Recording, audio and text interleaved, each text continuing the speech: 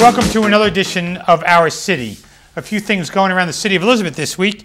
On Friday, March 5th at 9 o'clock in the morning, I'll attend an educator's production of Males versus Females in the John Dwyer Technology Academy Auditorium. For more information, call the high school at 436-6565. On Saturday, March 6th at 8:30, I'll attend the I Will Survive Breakfast Gala at the First Baptist Church, located at 402 Union Avenue.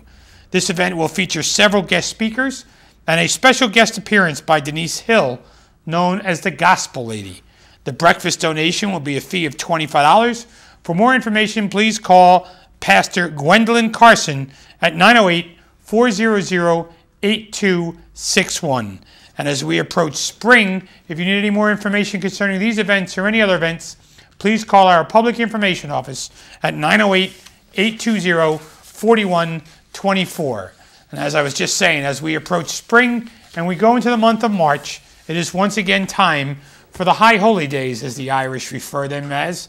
And I'm pleased to be joined this week by the Grand Marshal of the St. Patrick's Day Parade here in Union County, Sister Marion Scranton. Sister, welcome to the show. Thank you very much. It's a pleasure to be here. And the General Chairman, which is a big deal. It's got a great title, but doesn't do any work, I'm told. Mr. James Lowney. Jim, welcome to the show. Thank you, Mayor. It's great to be here. You know, the adjutant who couldn't make it and got ill today tells me that the chairman doesn't do a heck of a lot, that the adjutant does all the work. On parade day, she does all the work.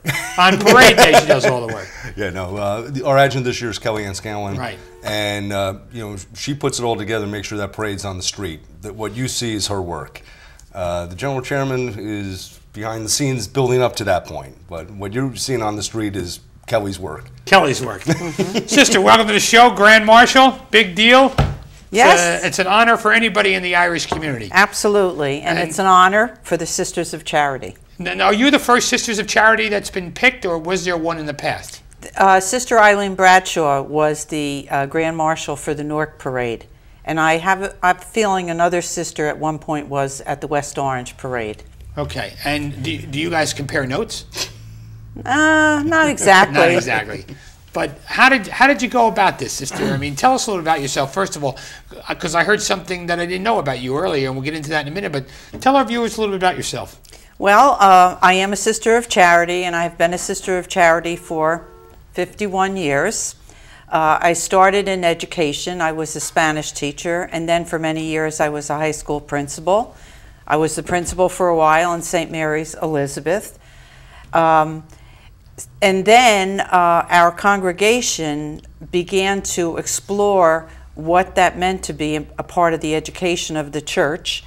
And one of the big thoughts was, if we are putting education as one of our priorities, and many people, and it's only gotten worse, can't afford our services in education, that we should look at alternative ways to educate the population. And one was to include health care. And so about 15 years ago, I was part of a new project in Passaic that would provide health and wellness to the people of Passaic, I would say from birth to death.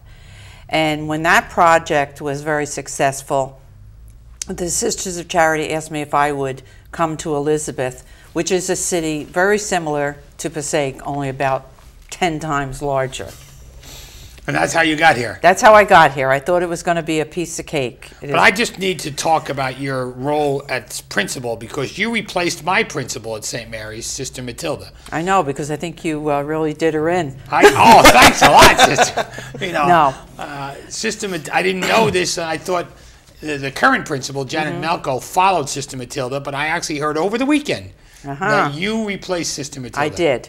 Did you go there kicking and screaming, or you were looking forward to being the principal? No, I was looking forward to it, because I heard so many nice things about Elizabeth, and I had worked for a few years at St. Mary's Church as a pastoral associate and with the youth group there, you know, plus the CCD.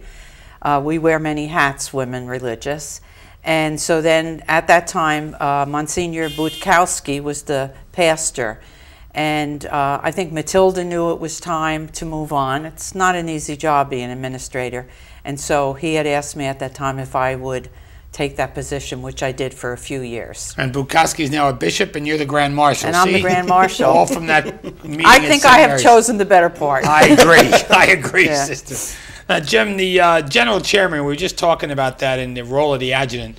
But you've been a part of this parade for a lot of years. How did you first get involved in the parade? I met a few committee people, and I've been out of the area, out of the country for a long time, and I came back and I was living in Elizabeth and wanted to get involved in the Irish scene around the county, and met a few people from the parade committee and said, I'd like to, be part of this and help out, and quickly seemed to get more and more involved and up until this point. So, yeah. And the role as general chairman, do you oversee everything?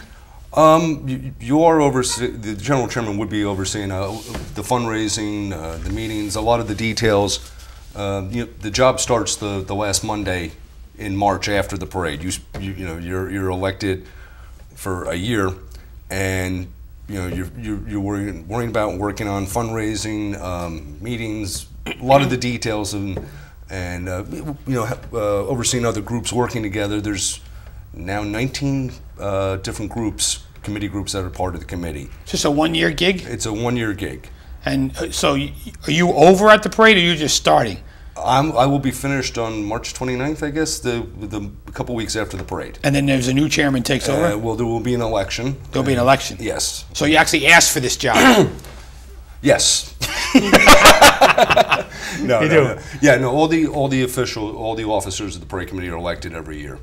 Okay. So we have a first vice chair, second vice chair, and the way it usually goes. Well, you said there's an election, but now is there an election for the Grand Marshal? Was Sister Marion elected, or do you go through the community, or do people get nominated? How does that whole process work?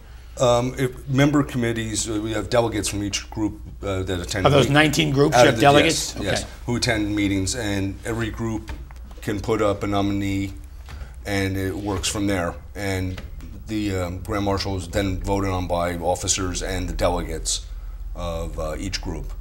And now I happen to like Sister Marion a lot, so yes. I don't want to. But I just want to say, and I don't want this question taken the wrong way. How does her name get before the committee? Is it sent in, or does somebody know Sister Marion, and then how does that happen?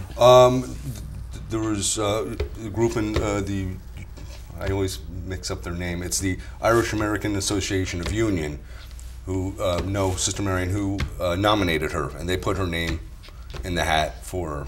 And I would say I've been active by. Yes. I know you've been active and you've gone to meetings. Yes, yes, yes. So and you've always participated in the parade. Right. So, but she didn't nominate herself. No, no. This came really as a surprise. Yeah, that was my next question, Sister. What happens? Did you pick up the phone, get a letter in the mail, and they said, "Oh, by the way, Sister, you're going to be the Grand Marshal if you accept"? I think what happened was that last year, I have to be honest, I was saying to people as I went to meetings, I said, how does one get the parade dedicated to a group? I was thinking about the Sisters of Charity and their 150th anniversary and the 10 years of Trinitas. So I think I was dropping a lot of hints that it would be dedicated to those two groups.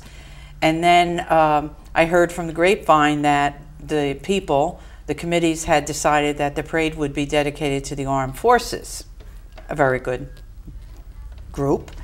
And then one day I got a call from Jerry, I think, called me and said, we'd like to meet with you. And I said, in my charming way, are you coming to tell me that the parade is not going to be dedicated to the Trinitas with the sisters? And they go, well, that's part of it. We have another idea.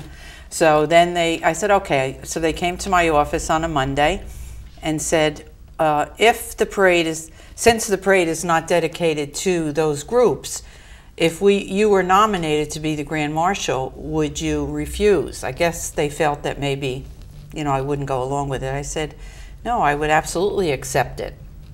So they interviewed me, asked me about my family heritage, my life, what I've done in They had to make history. sure you weren't some other ethnicity. Some fake. Yeah, right. Fake. Yeah, the Italian side.